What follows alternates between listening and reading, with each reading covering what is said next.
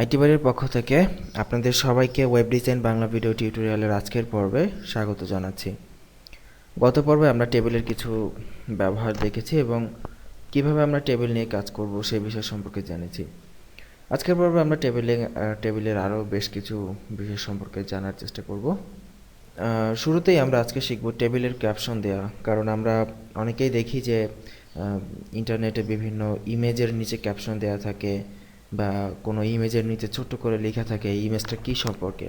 তো যদিও আমরা এখন ইমেজের ক্যাপশন দেওয়া শিখি নাই, এটা আমরা ভবিষ্যতে শিখব, কিন্তু ঠিক একইভাবে আপনি টেবিলের ক্যাপশন দিতে পারেন এবং ক্যাপশনে লেখা থাকবে যে আপনার টেবিলটা অ্যাকচুয়ালি কী সম্পর্কে। সো এই জাতীয় ক্যাপশন কিভাবে দিতে হয়, টেবিল ক্যাপশন দেওয়ার জন্য টেবিল ট্যাগের ভেতরে আপনি যে কোনো জায়গায়, মানে TR TD এগুলো ছাড়া, এগুলোর বাইরে যে কোনো জায়গায় আপনি যদি ক্যাপশন নামে একটি ট্যাগ দেন, CAPTION ক্যাপশন, এটা একটি ডাবল ট্যাগ, এবং এখানে টেবিলের নামটা যদি দিয়ে দেন যে টেবিল নেম, আমরা এখানে জাস্ট একটা সিম্পল টেবিল নেম দিলাম এবং দিয়ে যদি পেজটা রিফ্রেশ করি দেখব টেবিলের একটি ক্যাপশন চলে এসেছে, টেবিল নেম। এবং এই ক্যাপশনটা যে সবসময় শুরুতেই দিতে হবে এমন কোনো কথা নেই, আপনি ক্যাপশনটা কেটে টেবিলের শেষেও কিন্তু দিয়ে দিতে পারেন।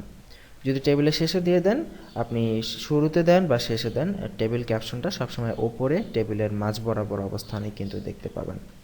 তো স্ট্যান্ডার্ড ফলো করি আমরা টেবিলের উপরেই জেনারেলি ক্যাপশনটা ইউজ করব। সো আমরা দেখতে পাচ্ছি এখানে টেবিলের ক্যাপশন, আমরা টেবিলের নাম দিয়ে দিচ্ছি, যদিও টেবিলের কোনো নাম নেই, কিন্তু তারপর আমরা টেবিল নেম এখানে লিখে দিলাম টেবিলের ক্যাপশন। এখন আরও একটি চমৎকার জিনিস আজকে শিখব, সেটা হচ্ছে অনেক সময় দেখা যেতে পারে যে টেবিলে এখানে প্রতিটা ঘরই তো 3টা করে সেকশন, তাই না, 3টা করে কলাম, কিন্তু আমার একটা ঘর আছে যেটার আমার 3টা কলামের প্রয়োজন নেই, সেখানে আমার 2টা কলামের প্রয়োজন, অনলি 2টা কলাম থাকবে, সেখানে 3টা কলাম হবে না।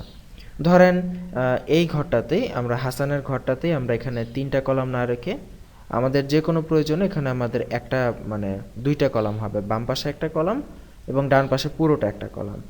এই ধরনের কাজ যদি আমরা করতে চাই সেটা আমরা কিভাবে করতে পারি, আপনি এইটা যদি, এই ধরনের কাজ যদি এইভাবে আপনাকে করতে হয়, সেক্ষেত্রে আপনাকে ফার্স্টে যেটা দেখতে হবে যে এই টেবিলে হায়েস্ট কয়টা কলাম আছে। হায়েস্ট, এই টেবিলে সর্বোচ্চ কলাম সংখ্যা 3টা, তাই না, এই যে এইটা একটা কলাম এবং এইটা একটা কলাম, এই হচ্ছে 2টা কলাম এবং এইটা একটা কলাম, মানে এই টেবিলে কলাম আছে সর্বোচ্চ 3টা।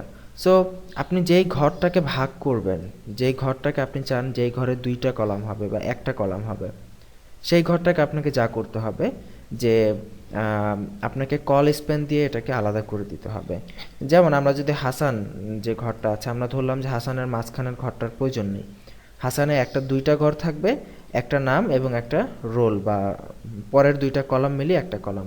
এখন যদি আমরা রিফ্রেশ করি, আচ্ছা এটা সেভ করা হয়নি, দেখুন আমরা হাসান থেকে একটা কলাম কিন্তু বাদ দিয়ে দিয়েছি, এখন হাসানের শুধু নাম এবং এটা আছে।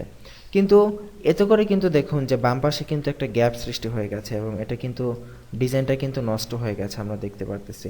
সো এইটা দূর করার জন্য আমাদের যেটা করতে হবে, আমরা যদি হাসান নামকে একটা কলাম দিতে চাই তাহলে এখানে আমাদের যেটা ইউজ করতে হবে কল স্প্যান। কল স্প্যান দিয়ে ডিফাইন করতে হবে যে এটা কতটুক কলাম এখানে এটা নিবে, এবং আমাদের প্রথমেই কিন্তু আমাদের দেখে নিতে হবে টেবিলের সর্বোচ্চ কয়টা কলাম আছে। যেহেতু এই টেবিলটার সর্বোচ্চ 3টা কলাম আছে, এই জন্য আমরা প্রথমে হাসানকে কল স্প্যান 1 এবং পরের এলিমেন্টটাকে কল স্প্যান 2 দিয়ে আমরা 3 এখানে ফিল করলাম। দ্যাট মিন্স প্রথমে হাসান একটা কলাম নেবে এবং 3 2টা কলাম নেবে। আমরা যদি রিফ্রেশ করি দেখুন এখন কিন্তু ঠিক হয়ে গেছে যে হাসানকে কল স্প্যান 1 দিয়েছি তাই হাসান একটা কলাম নিয়েছে এবং 3কে কল স্প্যান 2 দিয়েছি তাই সে সুন্দরভাবে 2টা কলাম নিয়ে নিয়েছে। আবার যদি আমরা এখানে এমন করতাম, হাসানকে কল স্প্যান 2 দিতাম এবং 3কে কল স্প্যান 1 দিতাম, দিয়ে যদি রিফ্রেশ করি দেখব হাসান সুন্দর করে 2টা কলাম নিয়ে নিয়েছে এবং 3 একটি কলাম নিয়ে নিয়েছে। তো এই হচ্ছে মূলত কল স্প্যানের ব্যবহার এবং টেবিল ক্যাপশনের ব্যবহার।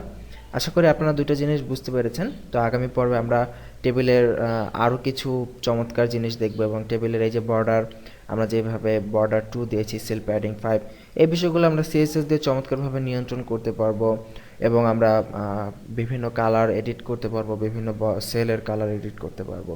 তো সেই বিষয়গুলো দেখার আমন্ত্রণ জানিয়ে এখানে বিদায় নিচ্ছি। ভালো থাকবেন সবাই, আল্লাহ হাফিজ।